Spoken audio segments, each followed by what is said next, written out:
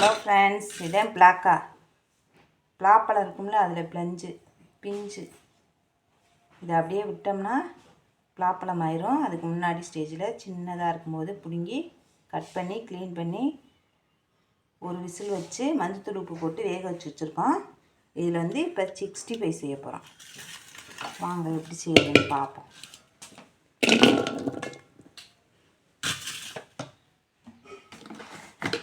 பலாக்காயை போட்டுக்குவோம். கொஞ்சமாக காரத்துக்கு மிளகாய்த்தூள்,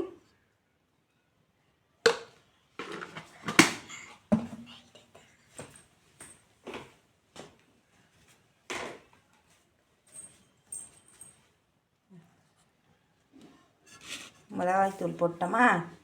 இப்போ வந்து உப்பு சேர்த்துக்குவோம். கொஞ்சம் உப்பு,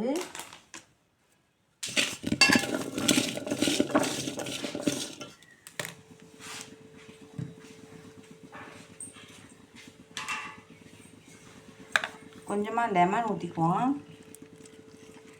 லெமன் ஊற்றினா சூப்பர் டேஸ்ட் இருக்கும்.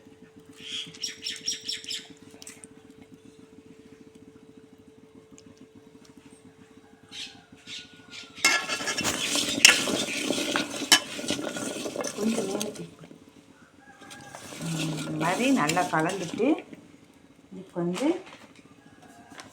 கொஞ்சமாக கார்ன்ஃப்ளவர் மாவு,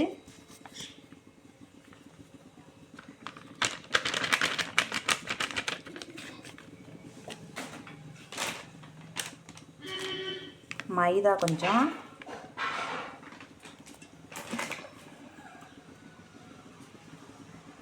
அரிசி மாவு கிறிஸ்பியாக வர்றதுக்கு அரிசி மாவு கொஞ்சம் சேர்த்துப்போம்.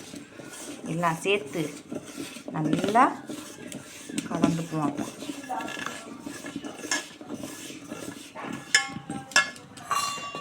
கொஞ்சமாக தண்ணி தெளித்து பசரிப்போம். அப்புறம் இந்த மாவில் அதில் ஒட்டும்.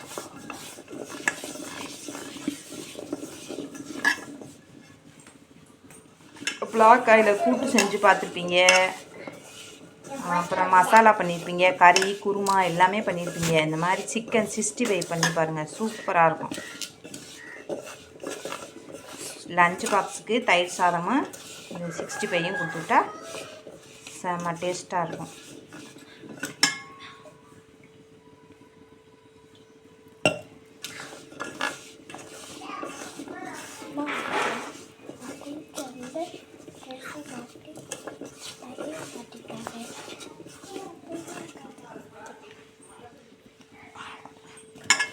நல்லா கலந்துட்டோமா. இப்போ வந்து இதை எண்ணெயில் போட்டு பொரிச்சுக்கோம்.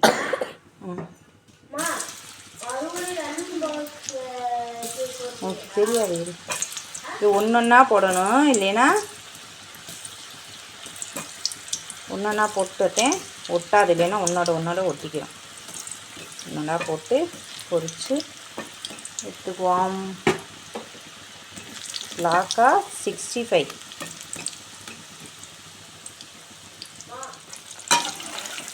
நல்லா அப்படி கிளறி விட்டு வேக விட்டுக்குவோம். கொஞ்சம் கிறிஸ்பியானோன்னு வச்சுக்கலாம். எப்படி கலர்ஃபுல்லாக சூப்பராக இருக்குது பாருங்கள்.